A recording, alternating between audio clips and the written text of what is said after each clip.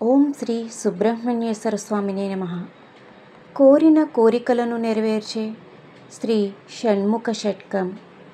సంతానం, సంసారం, సంపద వృద్ధి కోసం తప్పకుండా వినవలసిన షణ్ముఖ స్తోత్రం.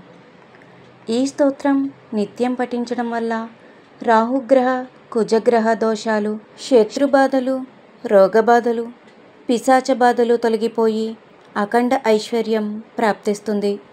ఈ స్తోత్రం భక్తితో, శ్రద్ధతో పఠిస్తే కష్టాలనేవి దరిచేరవు. మీరు వేసే ప్రతి అడుగు విజయవంతమవుతుంది. ముందుగా ఈ వీడియోకి ఒక లైక్ చేసి నా ఛానల్ని సబ్స్క్రైబ్ చేసుకోండి. నా ఛానల్ గ్రోత్కి సపోర్ట్ చేయండి.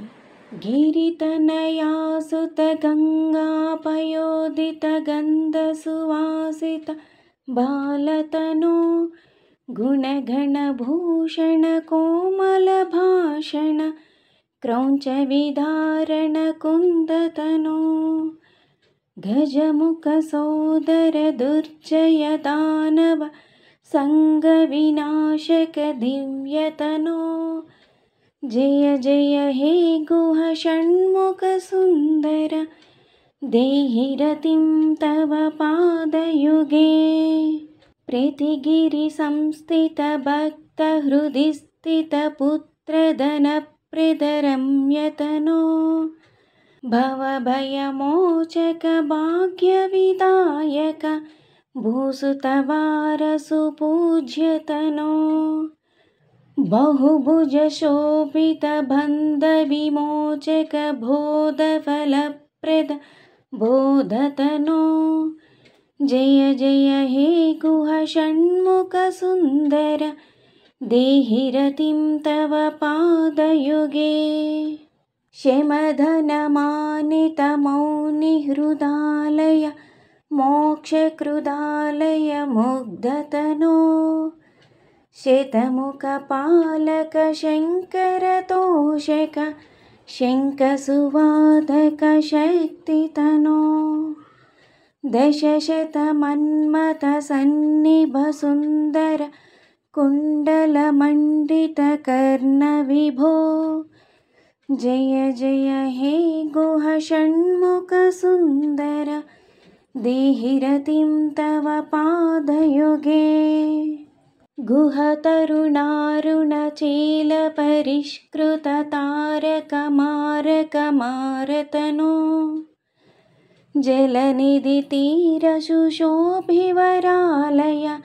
शंकर सन्नुत देव गुरो विहित महध्वर सामनि मंत्रित सौम्य हृदं तर सोमतनो जय जय हे गुह षण्मुख सुंदर देहि रतिं तव पादयुगे लवलिकया सह केलिकलापर देवसुतार्पित माल्यतनो गुरुपद संस्थित शंकर दर्शित तत्त्वमया प्रणवार्थ विभो विधिहरि पूजित ब्रह्मसुतार्पित भाग्यसुपूरक योगितनो जय जय हे गुह षण्मुख सुंदर देहि रतिं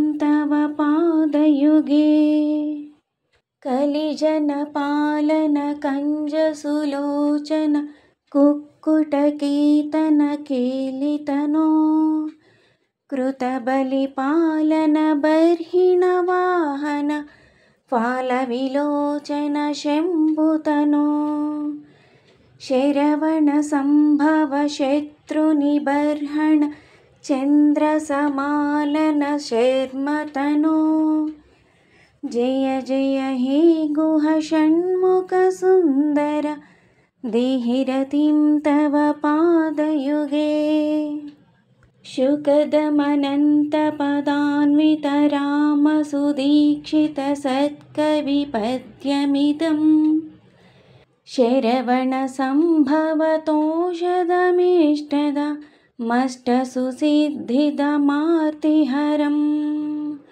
पठति शृणोति च भक्तियुतो यदि भाग्यसमृद्धिमतो लभते।